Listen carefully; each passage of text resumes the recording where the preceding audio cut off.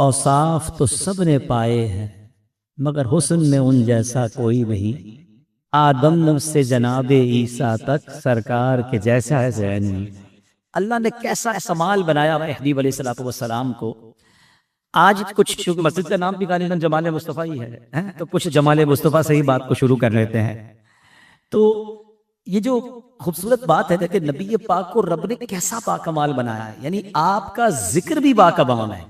आप तो सरापा कमाल है ना, सर से पांव तक कैसे कमाल है कि बरेली के ताजदार लिखते हैं ना, सरताब कदम है तने सुल्तान जमन फू।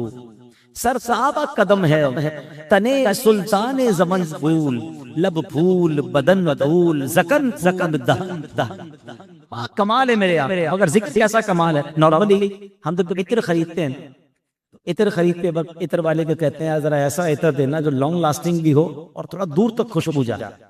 मगर आज मैं आपको जो दुरूद पाक की फजीलत, जिक्र मुस्तफ़ा की फजीलत, साहबा किराम फरमाते हैं जब किसी महफिल में बैठकर मुसलमान अल्लाह के नबी अलैहिस्सलाम पर दुरूद भेजते हैं तो उससे एक ऐसी खुशबू निकलती है जो फरिश्ते आसमानों पर महसूस करते हैं।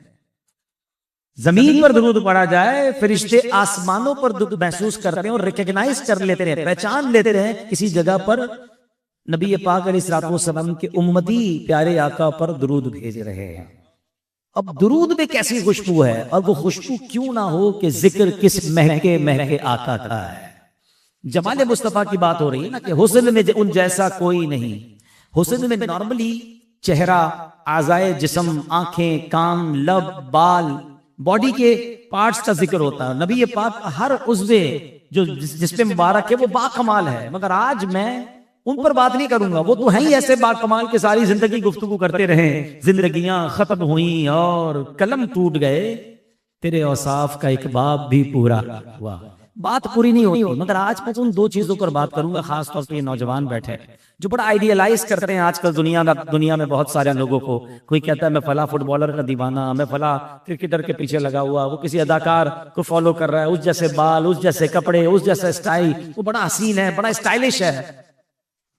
आज तो मैं उसकी बात करने आया हूं कि जिसका वो बॉडी की वो दो चीजें जिससे पूरी दुनिया घिन खाती है, आपके और हमारे पसीने से। मैं और आप इत्र क्यों लगाती हैं?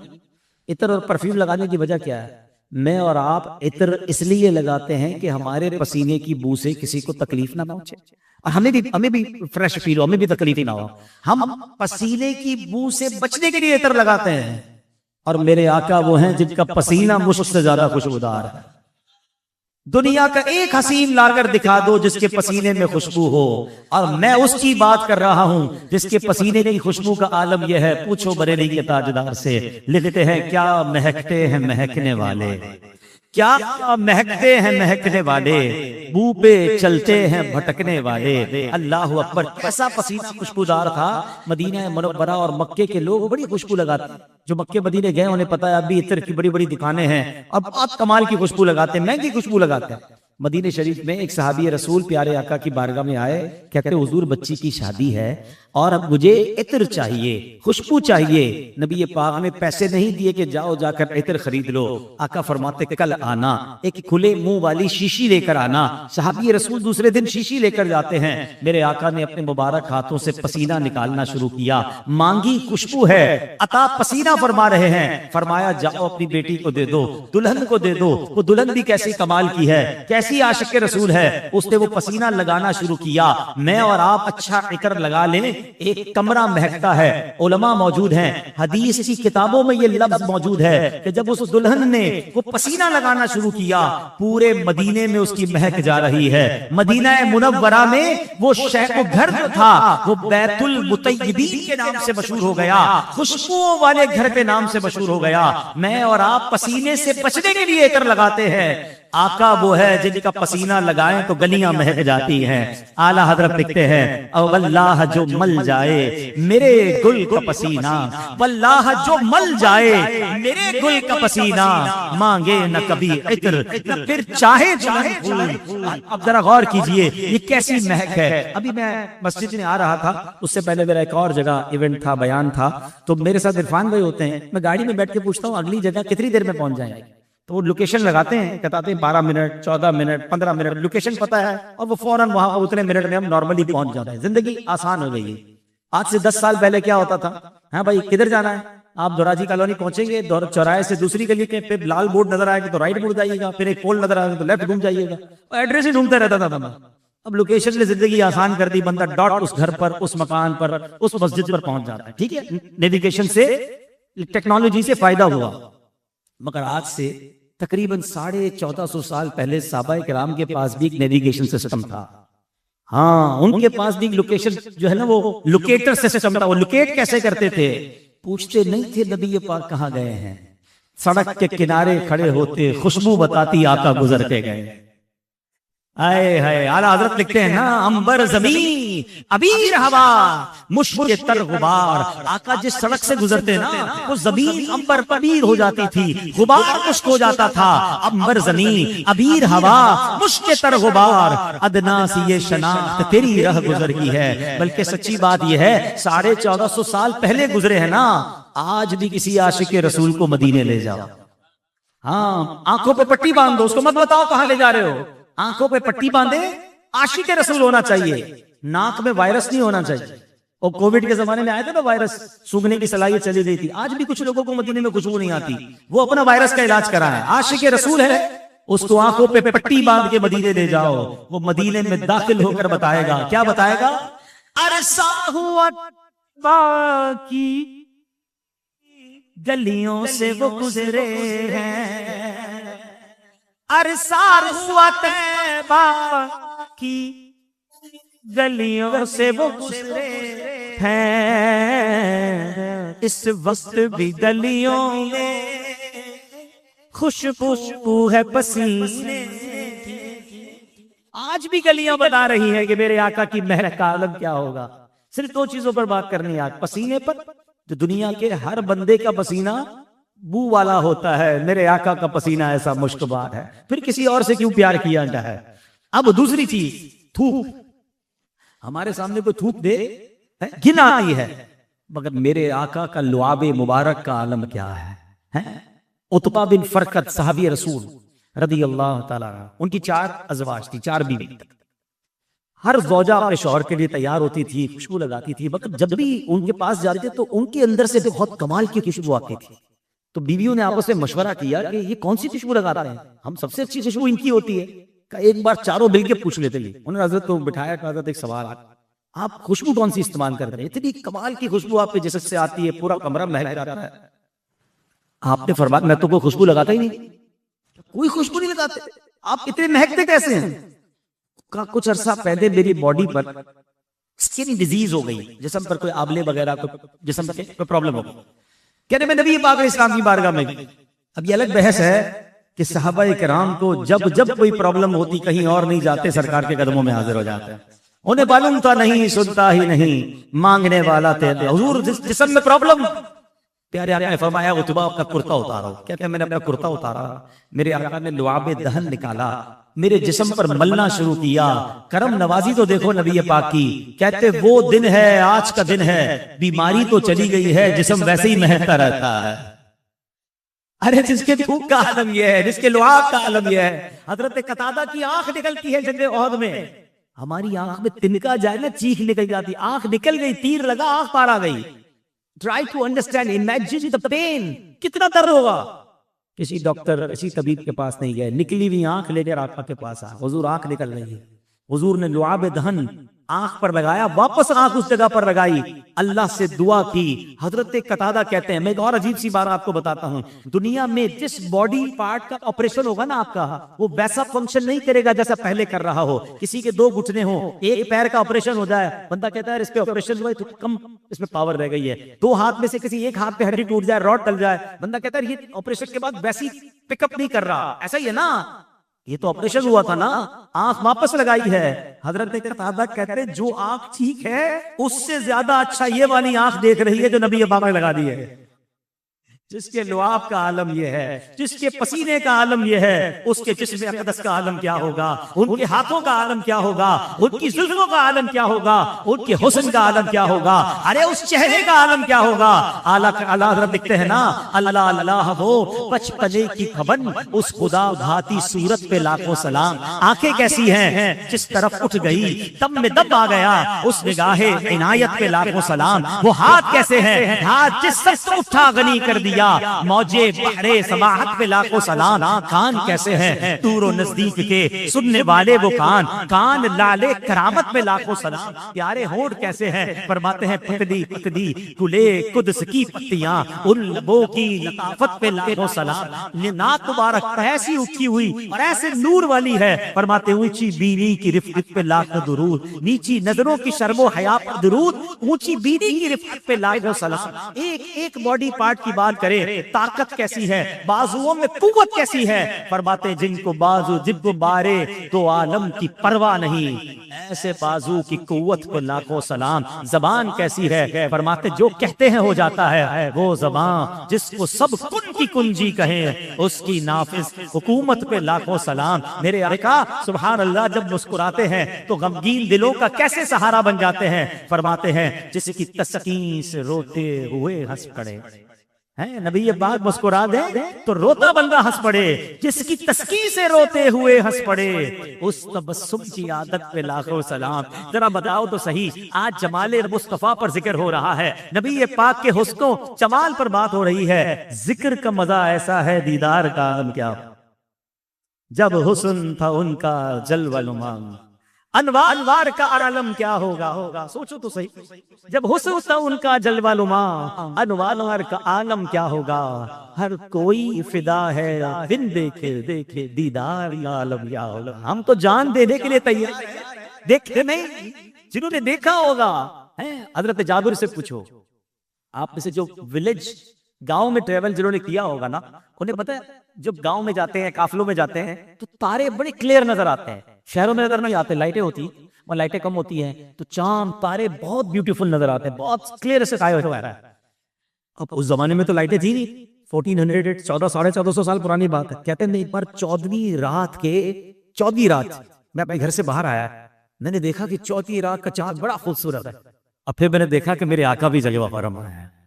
मैं कभी 14वीं रात के चांद को देखा, कभी नबी पाक को देखता, फिर 14वीं रात के चांद को देखता, फिर आका को देखता। हजरत जाबिर कहते हैं वल्लाही मेरे आका 14वीं रात के चांद से ज्यादा खूबसूरत। कैसा हुस्न होगा, क्यों ना तड़पे हैं, क्यों ना अल्लाह की बारगाह में दुआ करें कि अल्लाह हमें अपने आका का जलवा दिखा दे। दीदार आज भी होता है, ये भी याद रखिए। हाँ, आशिकान रसूल को आज भी दीदार कराया जाता है। दुरूद पाक की कसरत ये एक वजीफा है, जो कसरत से दुरूद पाक पढ़ता है उसे नबी पाक की ख्वाब में दीद नसीब होती है। नमाजों की पाबंदी, सुन्नतों पर अमल, गुनाहों से तौबा, और आंखें के तो पाक करनी है ना। जिन आंखों से नबी पाक को देखना है वो आंखें हराम भी देखे, फिर कैसे देखेंगे। आंखें पाक करें, दिल पाक करें, रहे उनके जलवे बसे के उनके जलवे हुए, मेरा दिल बने यादगारे आरीना। दिल यादगारे मदीना बनाना है तो दिल को गंदगी से पाक भी तो करना होगा। एक ही बर्तन में गंदगी भी डालो और दूध भी डाला, दूध का क्या हाल हो, खराब हो जाएगा। अगर दूध साफ सुथरा पीना है तो बर्तन पहले साफ करना होगा ना। तो ये दिल भी एक बर्तन की तरह है, इसको साफ करना है। किसी के दुश्मनी भरी हुई है, बुग़्ज़ भरा हुआ है, तकब्बुर मौजूद है, कीना मौजूद है, इंतकाम मौजूद है, मुसलमानों के लिए बुरी बुरी प्लानिंग्स मौजूद है, और बंदा का सीना बने मदीना कैसे बनेगा। ये फार्मूला है, याद रखिए। जब जब आपको ये ख्याल आए ना कि नमाज पढ़ने, दुरूद पढ़ने, नात ख्वानी में आने में मुझे मजा नहीं आ रहा, वो रिबकत कल्बी नहीं मिलती, वो लुत्फ नहीं आता, तो फिर बंदा अपने बारे में सोचे कि देयर इज समथिंग रॉन्ग। अल्लाह के जिक्र में तो चैन ही चैन है। खुद कुरान में रब ने फरमाया अला बिज़िक्रिल्लाहि तत्मइन्नुल कुलूब, बेशक अल्लाह के जिक्र में दिलों का चैन। तो जब चैन अल्लाह के जिक्र में है, और ये भी याद रहे कि नबी पाक का जिक्र भी अल्लाह या जिक्र रहे। हाँ, ये भी याद रखिएगा। क्यों, कुरान क्या है मुझे बताइए, अल्लाह का जिक्र है। अगर कोई कुरान पढ़ता है तो क्या कहेंगे, जिक्र इलाही कर रहा है, अल्लाह की इबादत कर रहा है, जिक्र इलाही है। तो कुरान में भी तो नबी पाक का जिक्र है। तो नबी पाक का जिक्र कुरान में है, तो उसका मतलब ये भी अल्लाह का जिक्र है। बल्कि उलमा तो यहाँ तक फरमाते अल्लाह के दुश्मनों का अंजाम और उन पर आने वाला अजाब इसलिए पढ़े कि अल्लाह ने उनको कैसा बदला दिया, उन पर कैसा अजाब नाजिल किया, अल्लाह की कुदरत कितनी शानदार है। तो ये भी अल्लाह का जिक्र है। अल्लाह के प्यारों का जिक्र भी करना अल्लाह का जिक्र है। तो सुभान अल्लाह, जब इन तमाम अस्कार के अंदर लुत्फ ना आए ना, आप इंजॉय ना करे, तो देयर इज समथिंग रॉन्ग। हमेशा याद रखिए, अल्लाह ने जबान में चखने का टेस्ट दिया है, हाथों में छूने का टेस्ट दिया, गर्म रहता सब पता चल जाता, ठंडा होता पता चल जाता। इसी तरह हमारी रूह को इबादत की हलावत का, ईमान की हलावत का टेस्ट दिया। अब ईमान की हलावत, ईमान का टेस्ट क्यों नहीं मिल रहा? इसका मतलब कोई बीमारी है। देखिए ना, आपकी फेवरेट डिश मिसाल के तौर पर बिरयानी है, किसी को बिरयानी बड़ी पसंद है, लेकिन जिस दिन आपका बीमार, तबीयत खराब है, मुंह कड़वा हो जाता है बुखार में, वही बिरयानी अच्छी नहीं लगती। बंदा कहता है कैसी बनाई है बिरयानी, घर वाले कहते हैं वैसे ही बनाए जैसे बनाते हैं, आपके मुंह में प्रॉब्लम हो गई है। चाय अच्छी नहीं लगती, बंदा कहता है कड़वी चाय है, चाय कड़वी नहीं, चाय ठीक है, आपकी जबान कड़वी हो गई है। होता है, अच्छी चीजें भी समझ नहीं आ रही है, लेकिन आप क्या करते हो, खाना जारी रखते हो, दवाई साथ लेते हो, और पता है जैसे ही बुखार उतर जाएगा ये सारे टेस्ट वापस आ जाएंगे। बिल्कुल ऐसे ही अगर नमाज में, तिलावत में, इबादत में टेस्ट नहीं आ रहा, तिलावत करता हूं नींद आती है, इज्तिमा में जाता हूं भागने में नहीं जाता है, मस्जिद में आता हूं बेकरारी हो रही है, तो समझ जाओ कि अंदर बीमारी आ गई है। दिल का इलाज करना है, भागना नहीं है। कुछ लोग इसीलिए भाग जाता है कि यार दिल ही नहीं लगता मेरा, ना बयान में दिल लगता है, ना महफिल में मजा आता है, ना मदनी चैनल खोलता हूं फौरन चेंज करके दूसरे चैनल पे चले जाता हूं, दिल ही नहीं लग रहा। तो अब आपने पकड़ना है अपने आप को कि दिल नहीं लग रहा तो बीमारी है। और इसका इलाज क्या है? उसका इलाज यह है कि बंदा उस काम को करता रहे, दवाई साथ लेता रहे, तौबा करता रहे। जिस दिन दिल से ये जंग दूर होगा, इंशाअल्लाह हर सजदा को लुत्फ देने लग जाएगा, हर दुआ में आंसू बहेंगे, हर महफिल में आपको मजा आएगा, क्योंकि लुत्फ ही इसमें है ना। अला बिज़िक्रिल्लाहि तत्मइनुल कुलूब, बेशक अल्लाह के जिक्र पे दिलों का चैन है। तो मुझे तो चैन मिलना चाहिए, मैं एंजॉय करूं। देखिए माशाल्लाह कई मैं चेहरे देख रहा हूं फ्रेश हो गए हैं, जिसको ये फील हो ना कि मैं जब महफिल में जाता हूं, बयान में जाता हूं, नबी पाक की बात सुनता हूं, मेरी थकत दूर हो गई। अल्लाह का शुक्र अदा करो, इसका मतलब दिल जिंदा है, तुम्हें चैन मिल रहा है, सुकून मिल रहा है, इंजॉयमेंट मिल रही है। अच्छा, जिसपे भी एक और आपको बात बताओ, ये जो ना इस पे असल इम्तिहान तो शुरू होने वाला है। रात को 2 बजे, रमजान के अलावा आपने कब मुझे टाइम देना था? कल वर्किंग डे भी है, फिर भी आप बैठे मस्जिद। इसकी एक बड़ी वजह यह कि शैतान बंद है। हाँ, वो बहकाने वाला भी मौजूद नहीं है। आम दिनों में बुला के दिखाते हैं आपने किधर आना है, तो वो ये रमजान का एक मेहरबानी है, अल्लाह की करम नवाजी है, शैतान बंद है। अब देख तो होता क्या है, अक्लमंद वो होता है कि वो अपनी भी प्रैक्टिस इतनी मजबूत कर ले, रमजान में इतना तगड़ा हो जाए, रूहानी तौर पे इतना स्ट्रांग हो जाए कि जब शैतान भी आ जाए ना, तब भी ये अच्छी आदतें वो कंटिन्यू करे। असल मुकाबला तो चांद रात से बाद है। अब देखना ही कि आप में से कौन कौन उस मुकाबले को जीतता है और कौन हार जाता है। दिल बड़ा गमगीन है, इमाम साहब बैठे हैं और भी की लोग अफसुर्दा हो रहे हैं, यार ये 4-5 दिन रह गए हैं, ये रौनकें, ये बहारें सब ऐसे गायब हो जाते हैं। बंदा किधर गए सारे मुसलमान? रमजान गया, मुसलमान कहाँ चले गए? तो नहीं ले गए। इस बार इस रमजान में अपनी आदतों को इतना स्ट्रांग कर लें, नेकियों को इतना मजबूत कर लें। देखिए यंगस्टर बैठे हैं, आप भी दुनिया में जब कोई हैबिट बनानी होती है, कोई आदत बनानी होती है, कोई डाइट कंट्रोल करनी होती है, कोई वर्जिश करनी होती है, सब क्या कहते हैं यार पहले 15, 20, 25 दिन मुश्किल है, 20-25 दिन मुश्किल गुजरेंगे, फिर आदत बन जाएगी। कोई आप चीज ही छोड़नी है, पीती चाय पीनी है, बंदा क्या बॉडी कड़वी लग रही, 10-15 दिन कड़वी लगेगी, फिर मीठी भी अच्छी नहीं लगेगी, आदत हो जाएगी। बिल्कुल इसी तरह जैसे किसी को पान सिगरेट छोड़ना है, पहले 20-25 दिन मुश्किल है, अगर उस पर पक्का हो गया छूट जाए। यार 30 दिन मिल गए, शैतान बंद है। ऐसी आदतें बना लो कि रमजान के बाद भी वो आदतें तक रहे ना, जिससे पूरा महीना सारी नमाजें पढ़ी, रमजान खत्म होने के बाद तो कैसे नमाजें कज़ा कर सकता है? उसकी तो प्रॉपर आदत बन गई। इस बार हमने इतना स्ट्रांग होना है, इंशाअल्लाह अल्लाह से मदद मांगनी है कि बेशक रमजान चला जाए, हम मस्जिद से दूर नहीं होंगे इंशाअल्लाह। हम रमजान के बाद भी नमाजी रहेंगे, हम रमजान के बाद भी देख रहेंगे, रमजान के बाद भी इबादत करने वाले बनेंगे। यही तो सब मुकाबला है। मगर होता यह है कि इधर चांद दिखता है, यानी अगर मगरिब में ऐलान हो जाता तो इशा में नमाजें नहीं है, वो जो रोज तरावी में आ रहा होगा वो इशा में नहीं आ रहा हो। ऐसा नहीं करना इस बार, प्लीज। इस बार अपने आप पर देखिए, ये नहीं पता कि अभी अगला रमजान मिले ना मिले, इस रमजान को आखिरी समझे, आखिरी घड़ियां हैं और हमें तो नबी पाक की इश्क की बात हो रही है, प्यारे आका से मोहब्बत की बात हो रही है, जिक्र करते तो दिल झूम उठता है, दीदार भी करना है। अच्छा यहाँ तो करना है इंशाअल्लाह ख्वाब में, वरना कब्र में तो सबकी मुलाकात है ना। और पता है आपको 1 to 1 मुलाकात है। हाँ, नबी पाक से आप सबकी 1 to 1 इंशाअल्लाह मुलाकात होनी। उस मुलाकात की क्या तैयारी है, उस मीटिंग की क्या तैयारी है? वहां ऐसे भी लोग होंगे जिनको देखकर नबी पाक अपना चेहरा या नमक फेर लेंगे, ऐसे भी होंगे जो नबी पाक को देखकर नहीं पहचान सकेंगे और जहन्नम की खिड़की खुल जाएगी। और इंशाअल्लाह ऐसे भी होंगे कि सरकार को देखेंगे तो इंशाअल्लाह दुरूद व सलाम पढ़ना शुरू कर देंगे। मैं वो सुन्नी हूं जमीले कादरी मरने के मां, मेरा लाशा भी पड़ेगा अस्सलातो वस्सलाम, कब्र में सरकार आए तो मैं कदमों पर गिरूं, अगर फरिश्ते भी उठाए तो मैं उनसे कहूं अब तो आए नाग से मैं फरिश्तों की छूं, मर के पहुंचा हूं यहाँ इस दिल रुबात के वास्ते। अरे जिसने सारी जिंदगी उनकी नाते पढ़ी, सारी जिंदगी जिनकी सुन्नतों पर अमल किया, लोगों ने ताने दिए मगर उसने चेहरे में दाढ़ी सजाई, लोगों ने मजाक उड़ाया मगर वो सर पर इमाई पहन के घूमता रहा, उसने सुन्नतों वाला लिबास पहना तो फैमिली के लोगों ने एतराज किया।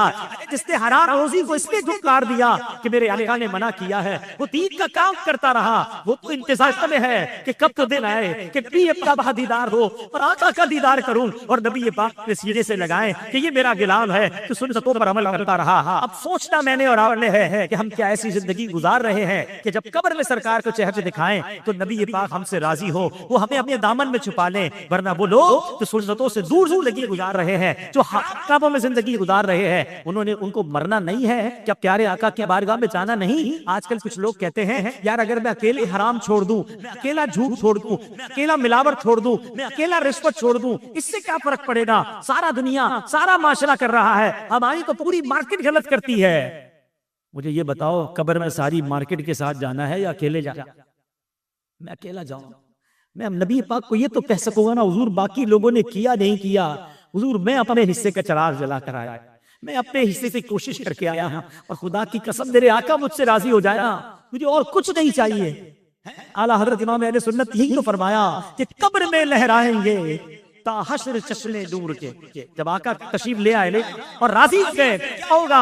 कयामत तक के लिए चैन हो जाएगा। कब्र में लहराएंगे ताहशर चश्मे नूर के, जलवा फरमा होगी जब तलअत रसूलुल्लाह की, जब हुजूर करम फरमा देंगे, आपके प्यारे कदम लग जाएंगे तो मेरी अंधेरी कब्र की रात भी जगमगा उठेगी। क्या खूबसूरत बात। एक और जगह आला लिखते हैं ना, गोरे गोरे पाँव चमक करो खुदा के वास्ते, नूर तू तड़को प्यारे, गोर तू सब तार है। हुजूर कब्र अंधेरी है, अपने नूरानी कदम लेकर आइए ना, आप आएंगे तो मेरी कब्र में उजाला हो जाएगा। तो है मेरे प्यारे इस्लामी भाइयों, इस रमजान के बाद जिंदगी ऐसे गुजारनी है, आज से जिंदगी ऐसे गुजारनी है कि उस मुलाकात में मैंने कामयाब होना है, उस नबी पाक से मीटिंग में मेरे आका मुझसे राजी होने चाहिए। और आओ मैं बताता हूँ राजी किससे होंगे। खुद राजी होने का फार्मूला भी फरमा दिया है। आका फरमाते मन अहब्ब सुन्नती फक़द अहब्बनी व मन अहब्बनी काना माइया फिल जन्नह। आका फरमाते जिसने मेरी सुन्नत से मोहब्बत की उसने मुझसे मोहब्बत की, और जिसने मुझसे मोहब्बत की वो जन्नत में मेरे साथ आओ। ये दावत इस्लामी वाले के बार बार सुन्नतें बताते हैं ना, कुछ लोगों को इरिटेशन होती है जब देखो सुन्नत तो बड़ा इस्तेमाल, सुन्नत तो बड़ा का, सुन्नतों तक बात करते हैं, नेकी की सुन्नतें सिखा रहे हो तो भाई ये सुन्नत ही जन्नत में जाने का तरीका। और ये सुन्नत हिसार है। आपके घर में कितने दरवाजे हैं? एक आपके बेडरूम का दरवाजा है, उसी पे काफी था। आपने घर का दरवाजा बाहर बनाया, बाहर उसका बड़ा दरवाजा बनाया, क्यों इतने सारे दरवाजे रखे हैं? कि यार आप सिक्योरिटी रहे।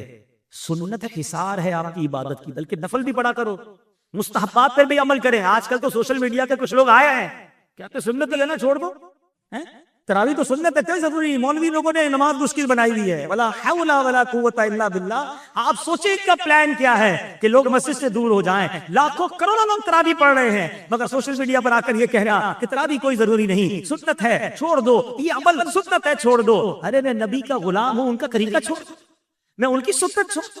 फिर मेरे इश्क़ रसूल का क्या हुआ?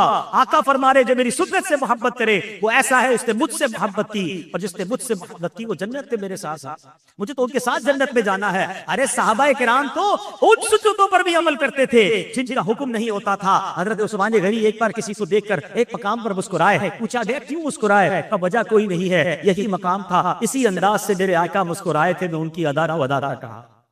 एक सहाबी के बारे में आता है दरख्त के नीचे से नीचे छुट के गुजरे, किसी ने कहा दरख्त तो बहुत ऊंचा, नीचे अजीज लगा बनी वाकया है, नीचे गुजर रहे हैं, तो कहा कि दरख्त को ऊंचा आप सर झुका के गुजर रहे हैं। कहा जिस जमाने में प्यारे आका के साथ आया था ना, दरख्त नीचा था, छोटा था, प्यारे आका यहाँ अपना सर झुका के गुजरे थे, बस मैं तो उनकी अदारा वदारा का।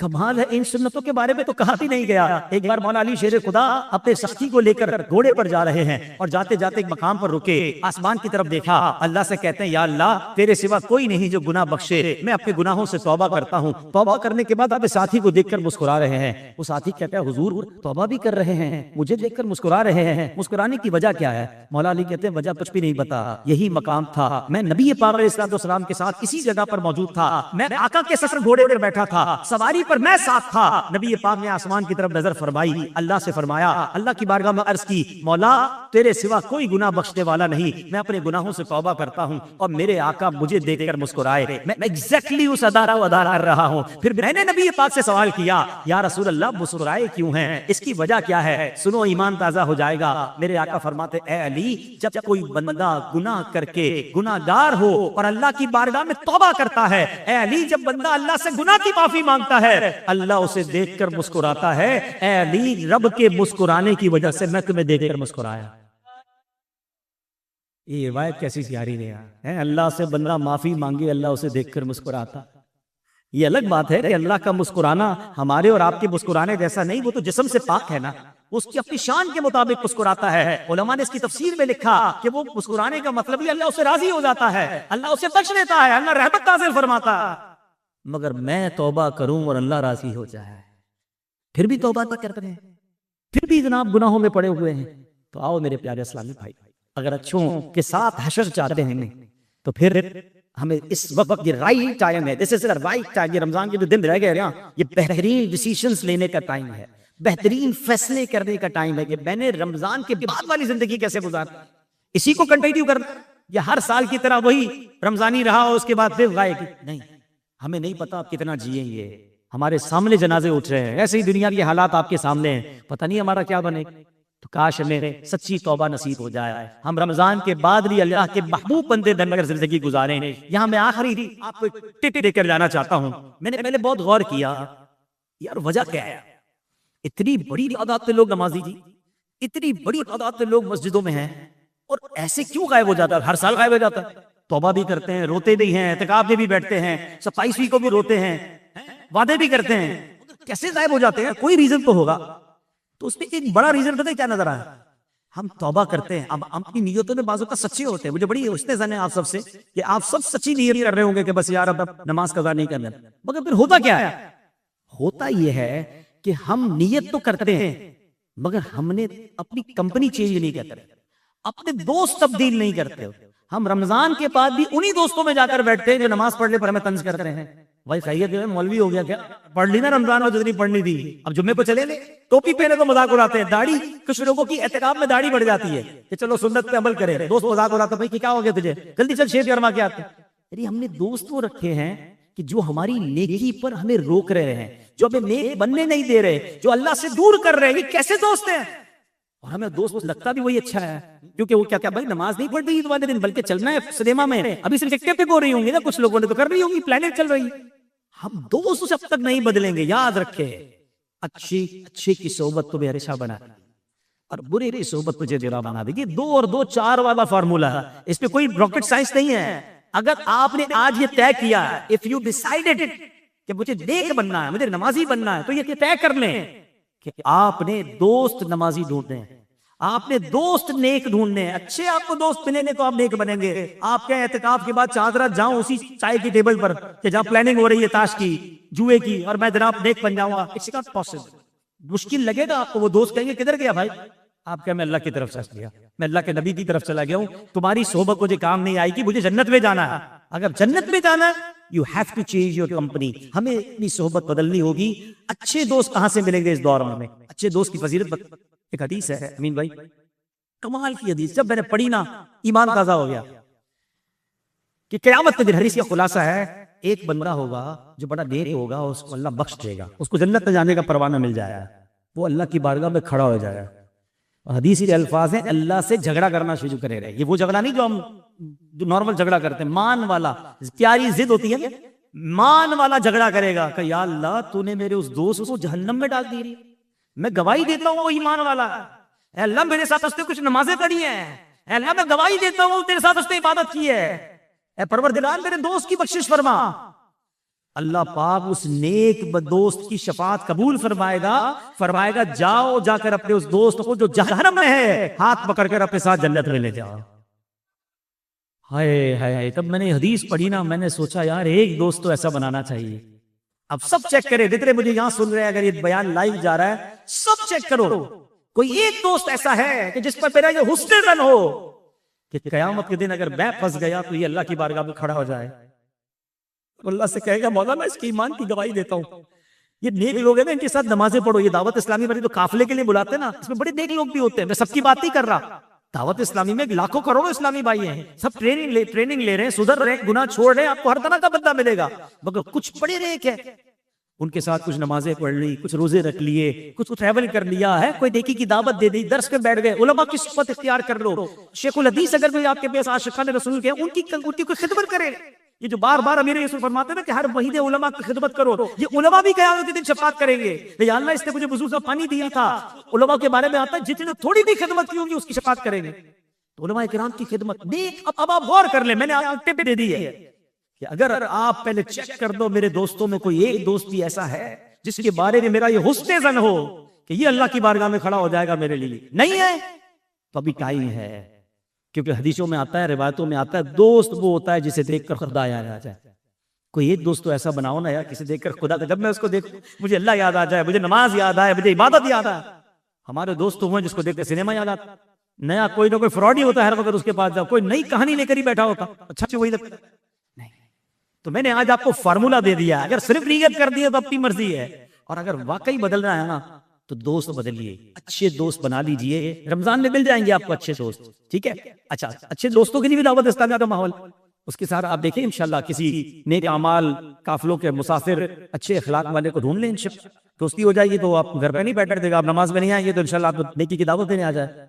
तो अल्लाह करे हमें ऐसे अच्छे दोस्त मिल भी जाएं और हम अच्छी आदतों वाले बन जाएं। रमजान के बाद इबादत गुजार रहे हैं, अल्लाह दुनिया में भी जिंदगी में भी हमें नबी पाक की दीद नसीब फरमाया। आज जमाले मुस्तफ़ा का जिक्र हुआ है, बयान तो मैं कुछ और लेकर आया था मगर कलाम ही ऐसा शुरू हुआ था, मैंने कहा चलो आज आका की कुछ बातें कर ले, कि उनके हुस्न की बात कर लें। तो बस नबी पाक की बातें ही ऐसी हैं, जल्दी बात करो हैं दिल झूम उठा है अल्हम्दुलिल्लाह। तो अल्लाह हमें नबी पाक से सच्ची मोहब्बत अता फरमाए, हमें ख्वाब में भी नबी पाक की जियारत अता फरमाए, और अल्लाह करे तेरे कब्र में जियारत हो तो आका हमसे राजी हैं, महशर में जब जियारत हो तो नबी पाक में साथ जन्नत में ले जाएं, और अल्लाह करे कि क़यामत जन्नत में भी कोई ऐसी जगह मिल जाए कि बस आका का महल हो और हम नबी पाक को रोज देखा करे रहे, प्यारे आका के जलवे नसीब हों। अल्लाह की रहमत से तो कुछ बहीर नहीं ना, हम मांगे तो सही, मांगने की रात है, मेरा रब करम फरमा दे। अल्लाह पाक हम सबको मौक़िफ़ फरमाए, आमीन बिजाह नबी नबीन सल्लल्लाहु अलैहि वसल्लम।